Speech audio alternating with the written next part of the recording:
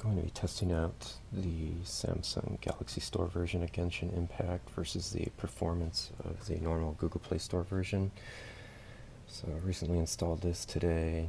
I had a commenter suggest me to try this out on my Galaxy Tab S7 because he says he's getting better performance on his phone, although I have my doubts.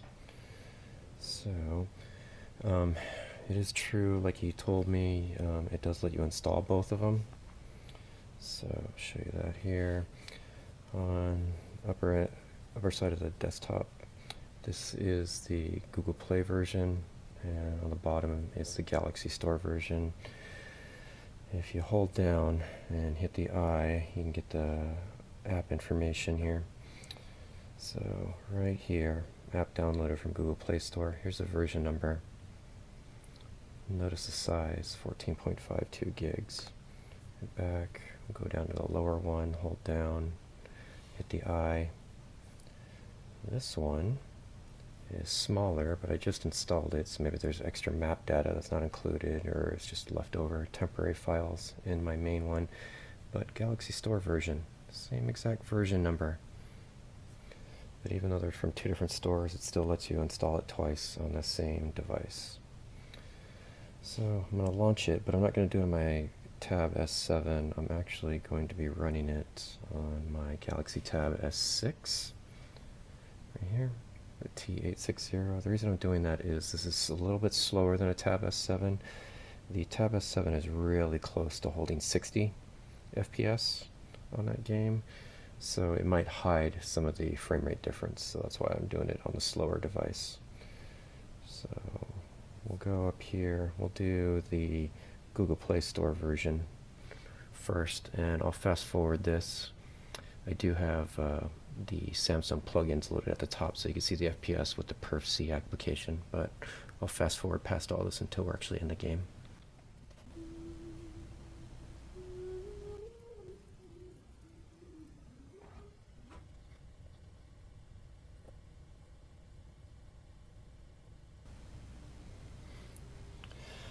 Alright, we're in the game. Usually it'll judder at the very beginning until it gets all the, I'm assuming, shader data queued up. So I am by the big giant tree near Mondstadt. I'm not going to move the character. So I'm by the big giant tree because this is one of the most stressful areas in the game. So you see about 44, 46 FPS. Zoom in. Background, drop in FPS, so we're at 105 degrees. And show you the options here. Go to the gear, show you that I got everything maxed out at the graphic settings. So everything's turned up, and FPS is at the max, or 60.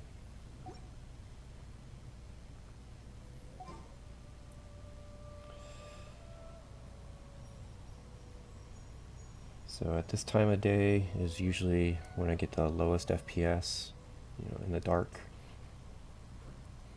So a lot of times this will hover around, like in the bright daylight, this will hover around like 50, 55.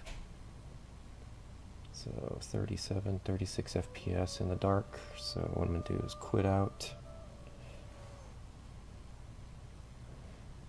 And let's load up the lower one, which is the Galaxy Store version.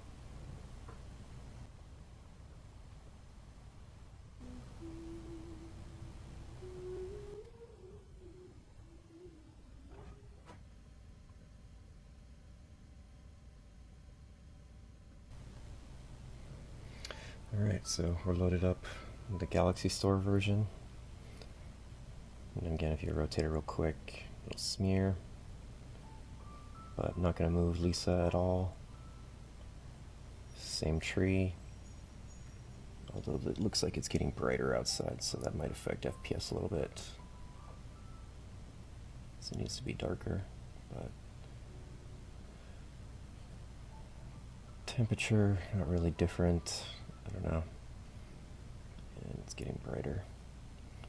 But I'll show you the settings here that they match.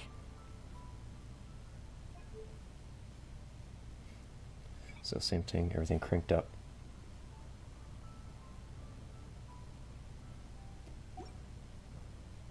It's nearly time for afternoon tea.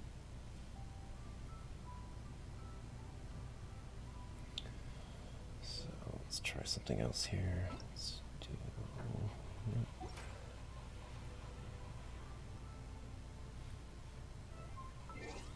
Let's do the clock.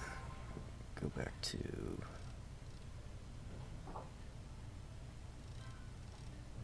Need to go back to nighttime.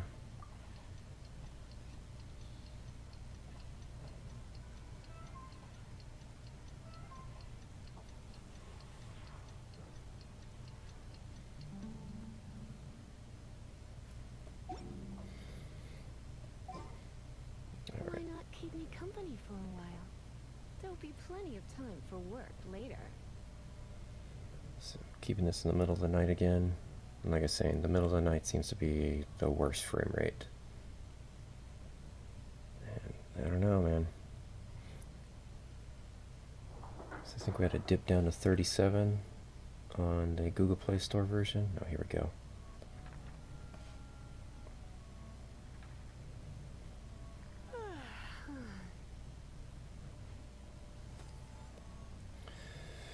So I'm thinking if you keep it at the same time of day, I don't see any difference between these versions, honestly.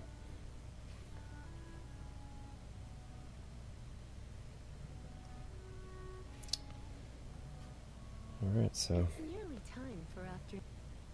that's the quick test of the Galaxy Store version.